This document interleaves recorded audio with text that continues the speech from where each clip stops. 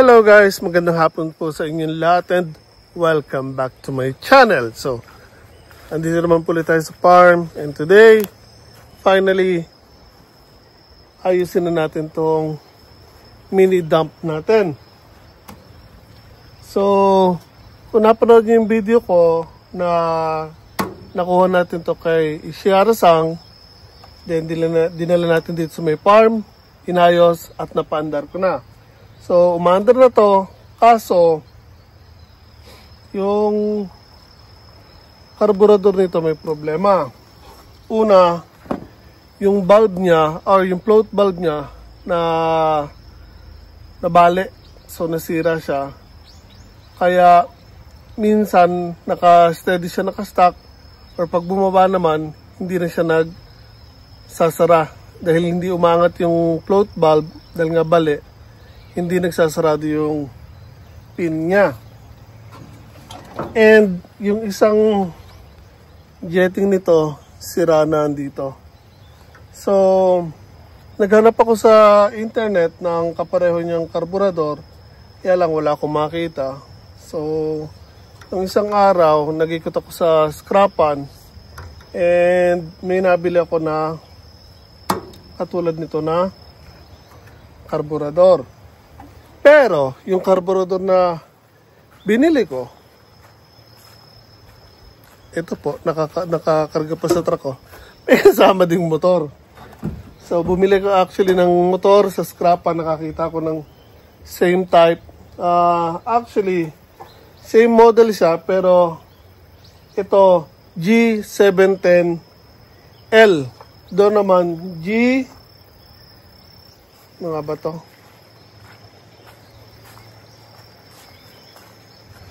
Yun, G510L. Ayan guys. G510L. Dito naman sa kabila.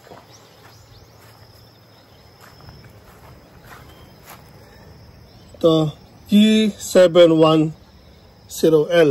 So, meron akong saktong kapareho noon. Nakita doon sa may scrapan.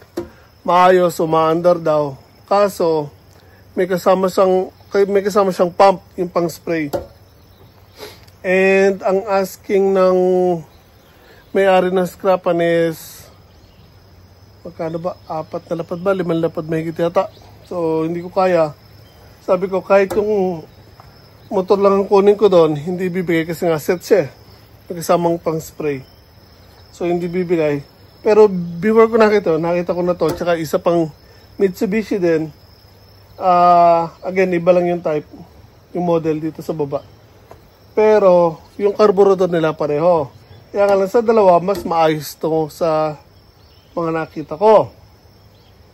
So, nung hindi ko kaya yung isa, yung mas bago, eto, binigay sa akin ng 2 lapad. Tinawaran ko, bumaba siya hanggang 1 lapad yata 7,000. Pero sabi ko meron pa rin ako ibang kukunin, yung grass cutter. Ewan ko lang kung naipost ko na or hindi pa kasi nagkaroon ng problema doon kaya hindi ko sure kung may post ko. Pero ano ba to? Sinabi niya, sige kung kukunin ko pareho yung grass cutter saka ito, bigay niya na lang daw ng 2 lapad. So, nakamura ako akala ko sa grass cutter pero hindi ako nakamura kasi nga napamala ko na may problema yung grass cutter. Pero at least ito, from 2 lapad or 20,000 yen, bumaba na lang siya ng 15,000. So, nakuha ko ito ng Ichimang Goseng. And again, umaandar ito. Pakita ko sa inyo. Okay guys, so tulad na sabi ko, umaandar na to. Pagkakuha ko ng Sunday, inayos ko na to actually ng pag-uwi ko. And may konti pa siyang gas.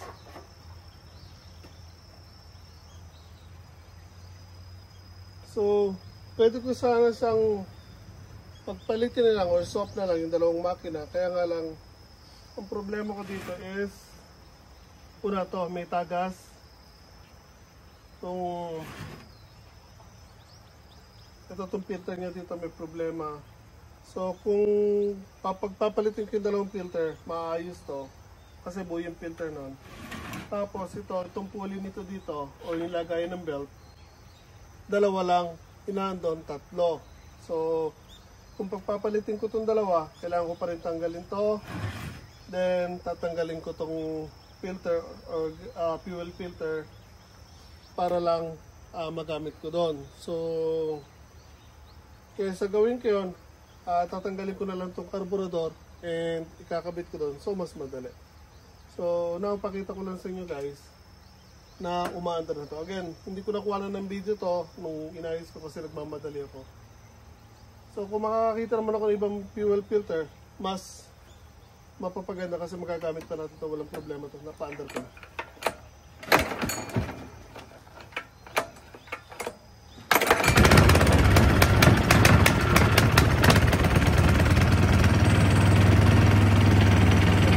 Guys, sumaandar po na maayos yan.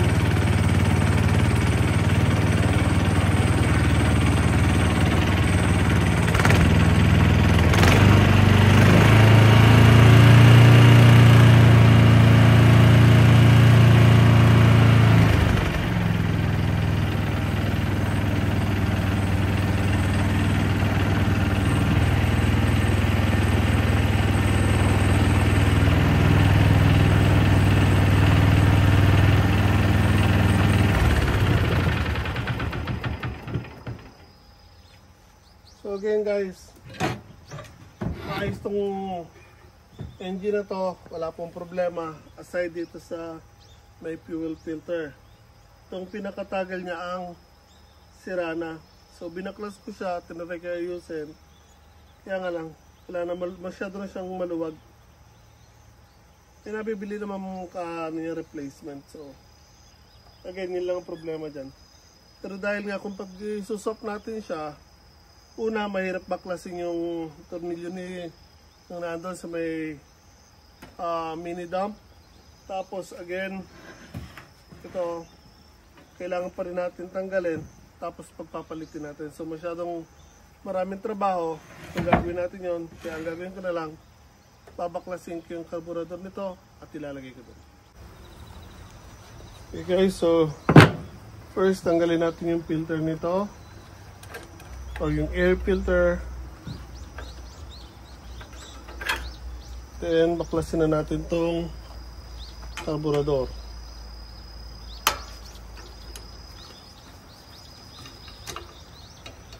So itatabi rin natin tong engine motor na to kasi again, buo to, walang problema. So pag nakakita ko ng replacement na carburetor, kakabit ko dito para magamit natin to. Pwede itong magamit sa mga ibang makina or ibang mga magagamit natin dito sa farm. Tulad ng water pump.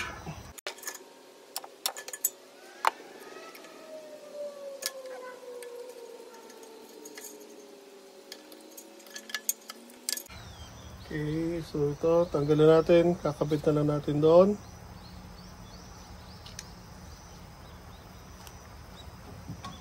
So unang pinag-iisipan ko kung gagamitin ko rin itong mga ito doon sa kabila. So try natin kung pwede. Kasi yung air filter doon sa kabila, sira na yung lock dito. Tapos ito, tingnan natin kung pwede natin gamitin doon sa kabila. So let's go guys. Okay guys, so again, babaklasin natin yung carburetor dito.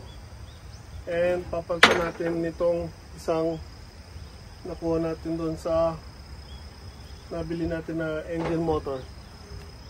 So nabanggit ko rin dati na yung mga belts nito ay gapok na or delikado na. Ito nyo guys, putok-putok na. So, bumili ako ng bago na replacement nito. And ito naman, although masyado siyang mahaba, pero dalawa to guys. Meron pa isa nandun. So since maayos pa naman to, hindi ko muna to papalitan. Itong maiksi lang. So unahin muna natin yung karburador bago ibabalik natin yung belt.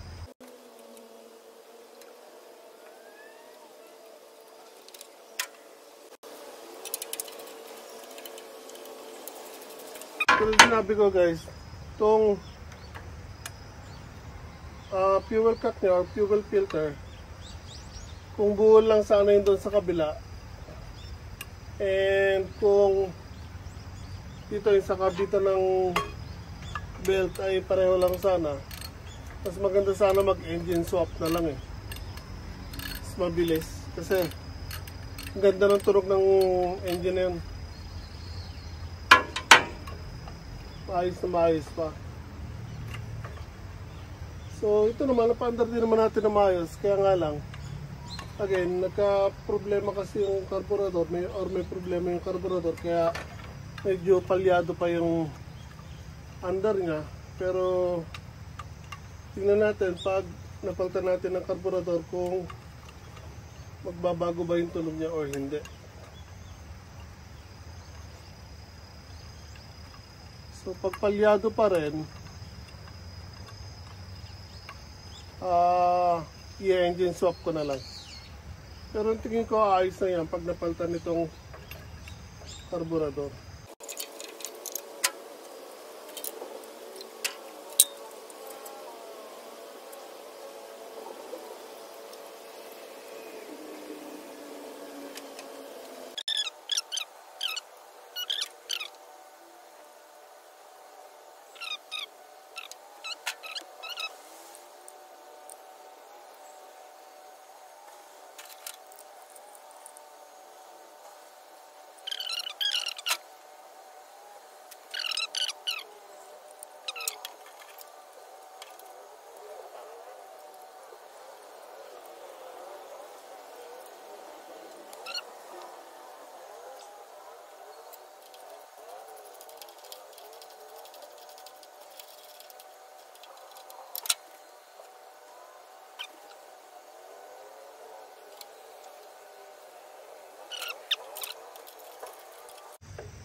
Okay, so now, lagyan natin ng gas,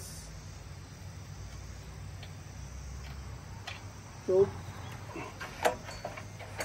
pila.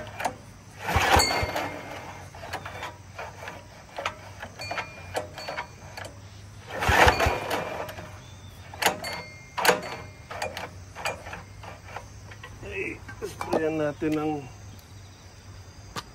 Gogoro ko para bumalik yung belt.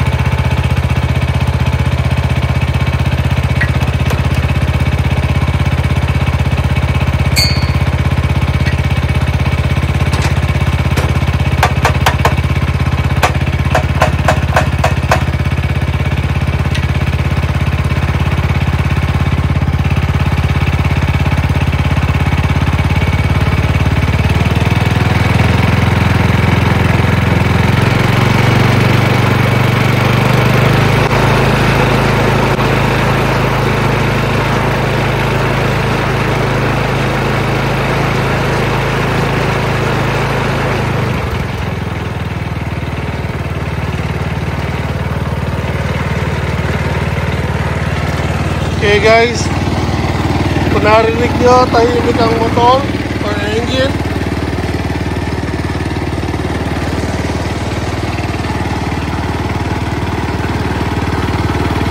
So hindi na natin kailangan mag-engine swap.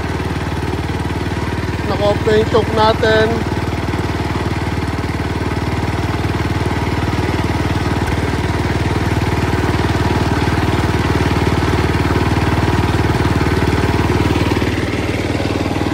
So again, ito yung sinasabi ko, yung lagay ng belt, 3. At yung doon sa nabili natin, 2 lang. So later, kakabit lang natin, ibabalik natin itong mga belt. Then ito yung mga controls niya. Then ito yung sa gas.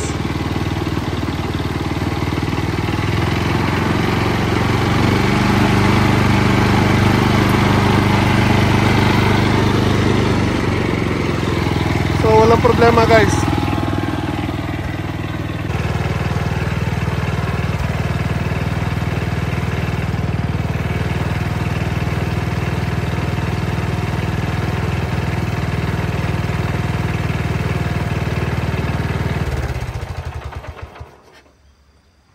Okay guys, so kung narinig nyo, wala pong problema, kumanda na po na maayos. Hindi na natin kailangan mag-engine swap. And there, so okay na po to. Ilalagay na lang natin yung mga belt, then ibabalik natin yung mga binaklas natin. And again, itong carburetor, ang problema lang nito ay yung float. So may order ako na replacement ng float or float valve ng carburetor, kaya nga lang para sa ibang model siya. So kung ubra yun dito, kakabit natin dito. So inaantay ko na lang. And again, itong isang jetting nito, problema nito, ayaw na pumasok, kaya yun ang problema ko. So abangan natin yun kung ano pwede natin gawin dito, or kung may makukuha kong ibang jetting na pwede natin ipalit dito para ito mapakinabangan natin at ibabalik natin doon sa isa. So again, now ibalik ko lang yung mga belts and paltan ko yung lumang belt na isa, to. And ibabalik na natin yung mga binaklas natin. So now, sa belt muna ako.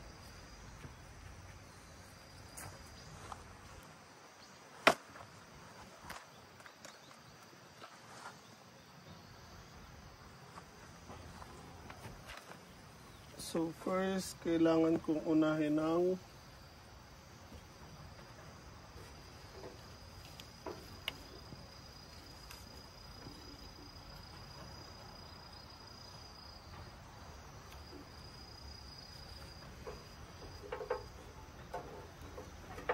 itong dalawang mahaba muna, kailangan kong ilagay.